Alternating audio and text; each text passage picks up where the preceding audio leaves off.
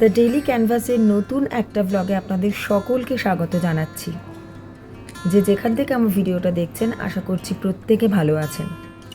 আজকে আমি আমার একটা সন্ধে আপনাদের সাথে ভাগ করে নিচ্ছি। এই যে এখন আমি খাচ্ছি ভেজ মোমোটা খেয়ে নিচ্ছি কেন কি এরপর আমার একটা মহাঝক্কির কাজ রয়েছে, সেটা হলো ছেলের স্কুলের বইগুলোকে মলাট দেওয়া। ছেলের স্কুলের বই নতুন যেগুলো পেয়েছে নতুন ক্লাসে সে সমস্ত মলাট কিন্তু আমিই দিয়ে থাকি, কেন কি ছেলের আরও অন্যান্য কাজ থাকে, পড়া থাকে, তাই এই সব কাজের জন্যে ওকে আর প্রেশার করি না। আর নতুন বইয়ের গন্ধ কার কার ভালো লাগে আমাকে কিন্তু প্লিজ কমেন্টস করে জানাবেন। যখন আমরা ছোট ছিলাম বই খাতা পেতাম, আগে তো বইগুলোকে নিয়ে গন্ধ শুকতাম।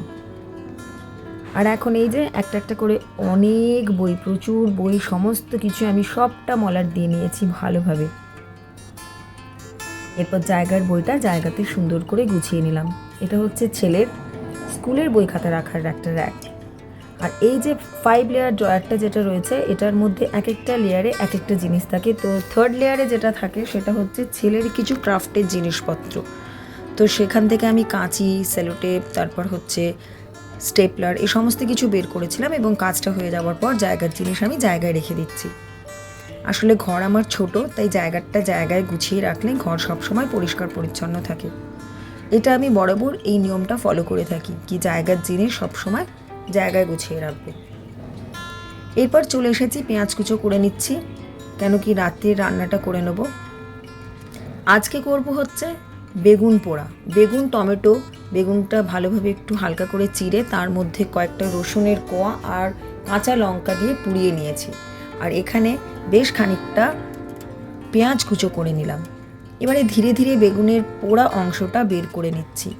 হাতে খুব লেগে যায় এবং বেশি পরিমাণে বেগুনটা উঠে আসে, তাই জন্য জল দিয়ে বারবার হাতটা ধুয়ে ধুয়ে বেগুনের খোসাটা ছাড়িয়ে নিচ্ছি। বেগুন আর টমেটো পোড়া পেঁয়াজ দিয়ে ভালোভাবে মেখে ভর্তা খেতে কার ভালো লাগে জানাবেন। আমাদের তো ভীষণ ভালো লাগে গরম গরম রুটির সাথে।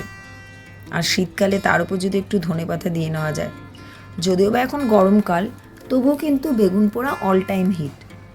আর আরেকটা সিক্রেট বলবো বন্ধুরা, আপনারা হয়তো অনেকেই জানেন বেগুন পোড়া কিন্তু ভীষণ রকমভাবে ফ্যাট লস করতে সাহায্য করে।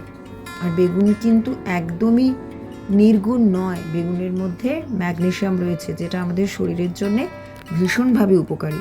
স্পেশালি আমাদের হরমোনাল ইমব্যালেন্সকে বজায় রাখতে আর পিএইচ ব্যালেন্সকে বজায় রাখতে কিন্তু খুব সাহায্য করে।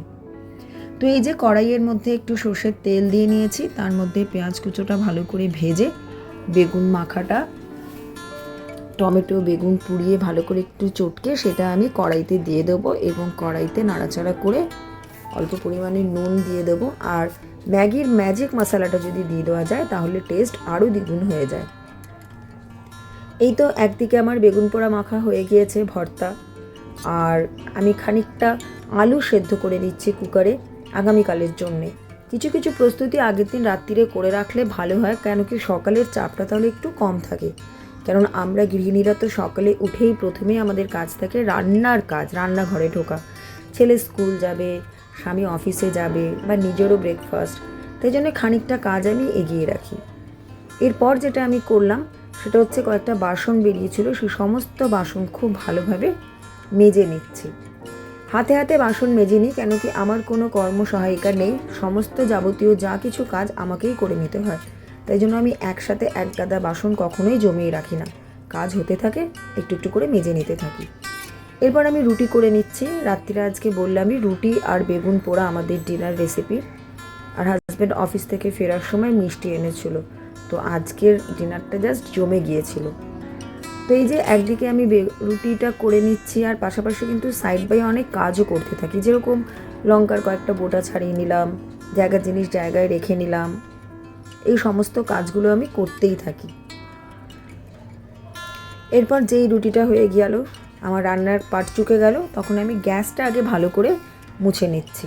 গ্যাসটা আমি প্রত্যেক দিন ভালো করে মুছে নিই। তারপর একটা কাপড় আছে যেটা শুধুমাত্র গ্যাস মোছার জন্যই ব্যবহার করি, সুতির কাপড়, সেটা দিয়ে ভালো করে মুছে নিই। আমার গ্যাসটা প্রায় 4 বছর হয়ে গেল, কিন্তু দেখে এখনও নতুন মনে হয়।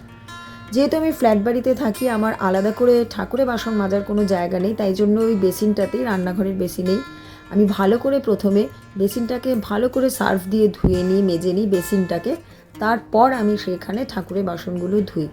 কেন কি কিছু করার নেই, ঘর থাকলে হয়তো আলাদাভাবে কলতলা থাকে বা ঠাকুর ঘরের মধ্যে আলাদা করে ঠাকুরের বাসন মাজার জন্য কল থাকে। এখন আমার রাতের সমস্ত কাজ হয়ে গিয়েছে এবং আগামীকাল সকালের জন্য আমি মেথি দানা ভিজিয়ে রেখেছি এবং কয়েকটা আমন্ড। প্রত্যেক দিন আমি কিছু না কিছু হেলদি খাবার রাখার চেষ্টা করি। তো আজকের মতো ভিডিওটা এখানে শেষ করলাম। ভালো থেকো সবাই।